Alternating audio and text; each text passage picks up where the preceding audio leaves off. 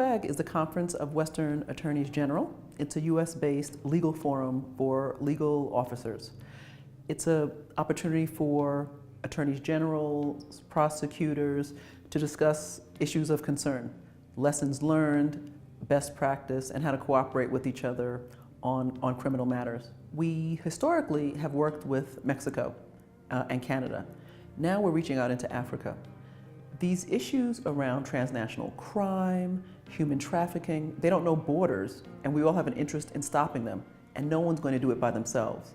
The Americans have to work with the Africans and learn from them, and we hope that the Americans have something to offer the Africans by way of lessons in terms of dealing with these issues.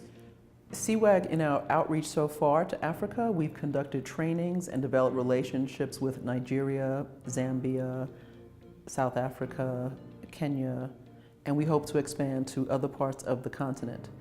This is all a prelude to a national conference that CWAG has every single year. It'll be in August, and in addition to the normal conference, we're going to have a day focused on Africa. So that day focusing on Africa will give African ministers of justice, deputy ministers, civil servants, attorney general, and prosecutors a chance to network with each other so that we get that cooperation up and down Africa, but it'll also give a chance for the Africans to interact with the Americans. Well, one of the things that we've done is we've conducted training around oral advocacy and trial advocacy skills. The idea there is that, you arrest someone, well, then you want to convict. So how do you make that happen in front of the trier of fact and law? So getting those advocacy skills honed is a way to add value around what we're all concerned about is justice for everyday people and, putting criminals who deserve to be behind bars. Also, we want to do other types of specialized training on transnational crimes. So whether it's rhino poaching or cybercrime or money laundering, again, we've got to get a handle on transnational organized crime, and no one's going to be able to do it by themselves because these issues transcend borders and continents. The instructors that are here for this course are very experienced prosecutors. Steve Marshall is the Attorney General for the state of Alabama, so he's the Chief Law Enforcement Officer for a state. Alice Luster is a Deputy Attorney General, so she's one of many prosecutors that works in probably what would be considered, if it was a law firm, one of the biggest law firms in America. So that kind of quality is what we bring to this experience. We want to make sure that we're bringing people here who really can tell the war stories and understand their context, and are also keen on hearing, well, wait, what are the nuances in the South African system? So therefore they have to figure out, okay, wait, how do I make this relevant to this audience? Those that prosecute cases understand the rule of law. The workshop is designed to develop skills, whether it be the skills of a prosecutor in examining a witness or cross-examining a witness or understanding the true technical requirements of what trials require. But what that does is stimulate discussion about specific issues and specific facts, about how it is that you deal with a case where the allegations involve human trafficking, the common concerns that you have about protecting children and families, understanding what it is that you need to be able to do to advance the interest of victims. And so what happens through these initial discussions, they're not so much lecture as they are dialogue between representatives of the United States and from CWAG, as well as prosecutors here throughout South Africa. And one of the things that I've been struck by the most is the opportunity that I've been given to learn from them, whether it be just in the nature of their process, but also the collegiality of how it is that they conduct themselves, and the nature of the respect that they show to the system as a whole. I have been truly impressed by the need for equality and for the need for prosecutors to be unbiased and for them ultimately to be able to be representatives of what is good and what's right about this country. And so one of the things that I will take from here, even from the first 2 days, is the impression that these prosecutors have made upon me is that although there is a difference in geography between us, there is a similar passion and a feeling that we have a role and a responsibility. And I'm impressed with the fact that they take that responsibility very seriously. A prosecutor is really a storyteller. But to be able to tell the story, you have to do it within the rules that the court requires. And so we talked about a direct examination and how it is that you elicit that story from a witness, not only in a very persuasive way, but also doing it correctly within the rules of evidence and how you have to be able to answer questions. Conversely, we talked about how it is that you dig for the truth through cross-examination.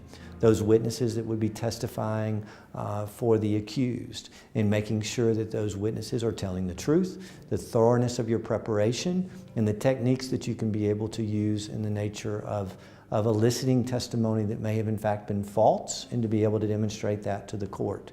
Beyond that, we looked at what are truly sort of very technical aspects of what we do, and that establishing the foundation for certain evidence to be presented, that if we have photographs, if we have physical evidence, how it is that those are appropriately offered to the court.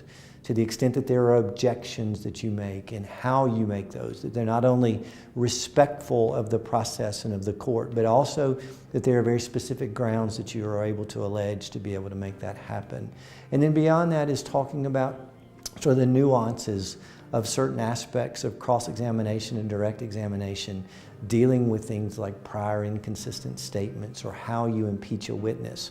Very technical aspects of what we do, but what it gets into is the bigger picture of that story that prosecutors tell, which is not only the validity of the victim's story and why the accused needs to be convicted, but it's also the persuasive nature in which you present that to the ultimate tribunal, which in South Africa would be the court, for me would be the jury, and to be able to do the best you can to convince them of how you are right and righteous about the nature of your case and why it is that you're able to meet your burden of proof.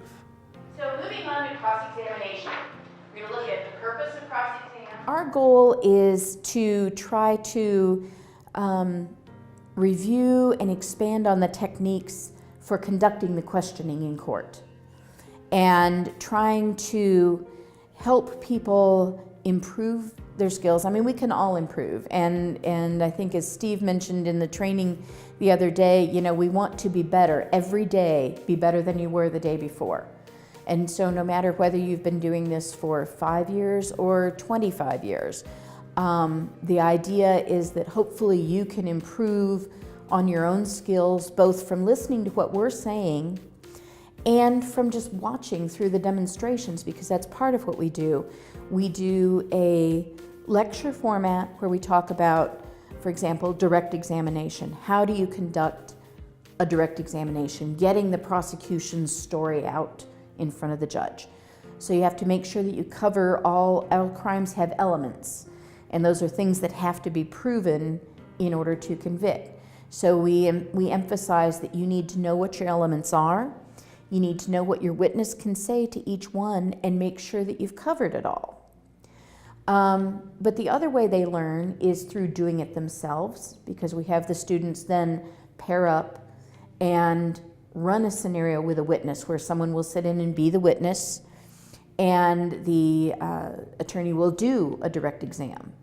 And then we give them some critiques, advice on maybe what they could do to improve, or note things that they did really well, because a lot of the people are doing some things that are very good. So they're learning from direct feedback of what they're doing, and they're also learning by watching their colleagues. The fact that internationally we can be able to share truly the premise of what it is that justice means to us, how it is that we're able to achieve it, and why that is the fundamental goal for prosecutors. There's not a single person that I haven't met in the room today that I wouldn't be comfortable coming to Alabama and prosecuting cases in Alabama, because what I've seen from them already is the fact that justice matters. And so they have a passion to believe that the result of the case is important, that they don't just simply show up with a file and just sort of go through the motions and allow a judge to be able to make a decision. But the results of that decision matter to the people that I've met, just as it matters to me. And so the interchange that we can make internationally, not only I think is important as a threshold matter in being able to connect our countries, to understand the commonality that we have, to be able to share the fact that although our systems are not necessarily exactly the same, that they overlap and are consistent in many respects. And then beyond that, there again is the learning opportunity that I have to somewhat allow somebody to challenge, why is the jury system an important way to make a decision as opposed to just a judge only?